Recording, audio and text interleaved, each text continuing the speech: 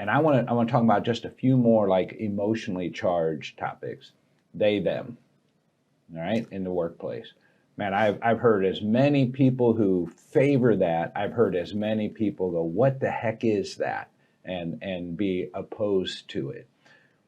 For workplaces that I would say promote or allow that in their workplace, their systems are designed for, you use an HRIS system, you go in, you put your own information, your data in, you self-identify your pronoun. The executive order is talked about boy, girl, male, female. Where does that line cross, if it does cross, into the private sector?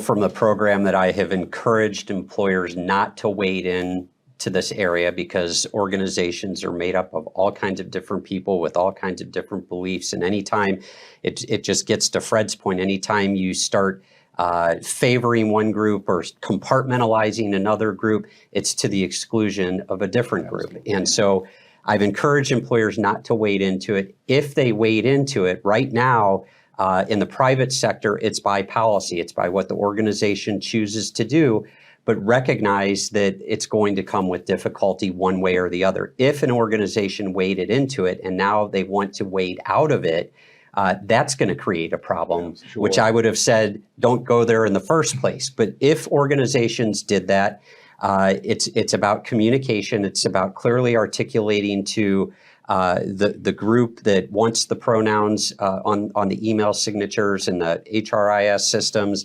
and all of that. It's delivering the message that we're not telling people that they can't support those types of efforts, but what we are saying is it's really not a workplace issue. It's that one's a little bit harder. I do think the Supreme Court. It's a difficult one. That's why I saved it for the end, because we can cut the program right now. And also, I think another point is that's really important in this space is you have to look at the organization itself. If you are a gym that has gym facilities, or any type of a coal mine, or a shower facilities at work, manufacturing facility where you get filthy during the day, and there's shower facilities and locker room facilities, that it takes on a whole different meaning about shared restrooms and those types of things. So these are very difficult issues. I think if you're not tied to government money, whether it's the federal government money, your state government money, and for those who have state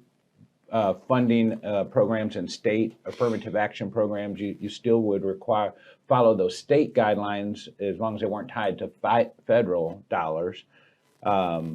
But if you're a private employer, you have to do what's best for your customers and for your employees. That's right.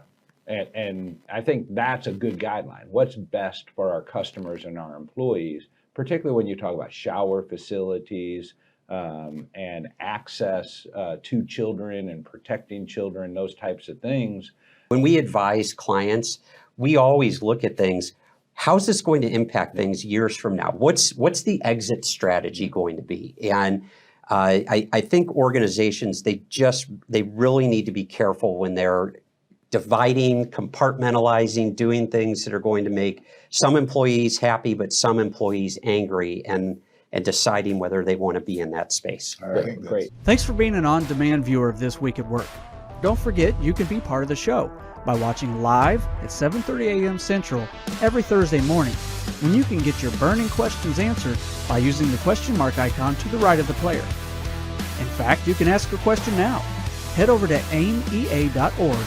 Under Member Resources, you'll find This Week at Work.